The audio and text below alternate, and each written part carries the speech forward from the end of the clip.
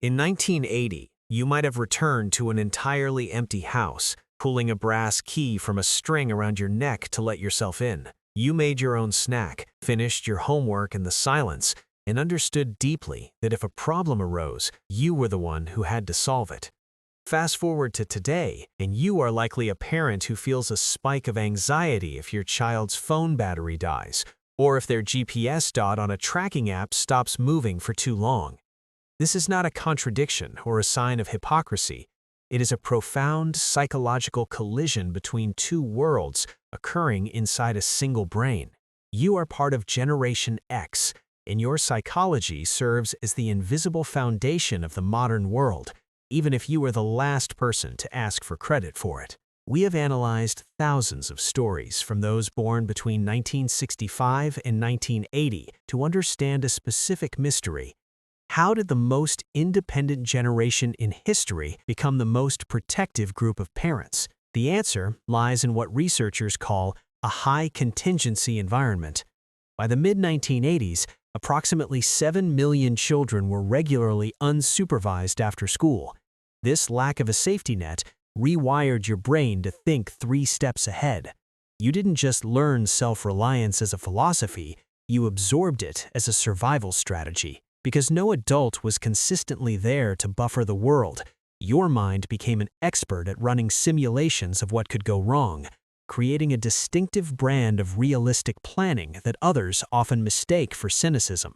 There's a deeper layer to this transition, something psychologists call reactive formation. This occurs when a person unconsciously transforms a painful experience into its opposite. For many, that childhood freedom felt thrilling, but it also felt like being unseen. When you became a parent, an instinctive drive activated to ensure your children would never feel that specific type of loneliness. You built the guardrails you never had, replacing the latchkey with a smartphone and the empty house with a packed schedule of supervised activities.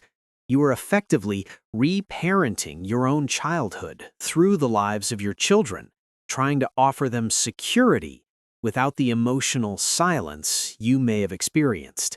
This unique positioning has made you a neurological bridge. You are the only cohort that is truly digitally bilingual. You spent your formative years in a fully analog world, wiring your brain for deep focus and physical presence, but you entered your final stage of cognitive plasticity just as the internet exploded. You can fix a mechanical bike chain or navigate by a paper map, yet you can also manage complex digital workflows with the reflexes of a native.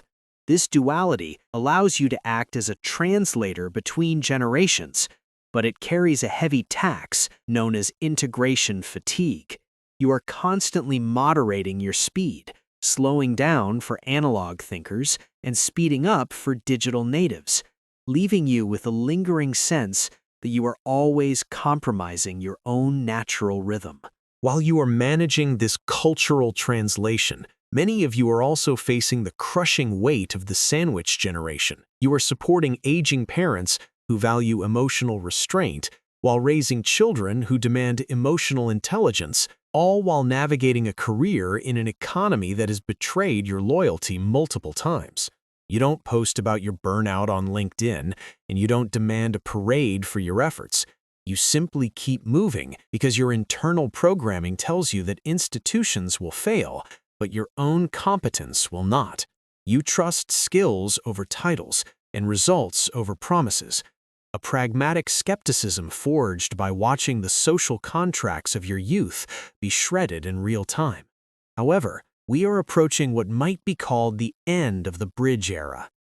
As a generation that values privacy as a form of safety, you have largely avoided the digital spotlight, but your silent stewardship means that the world is losing a specific type of reality-based critical thinking.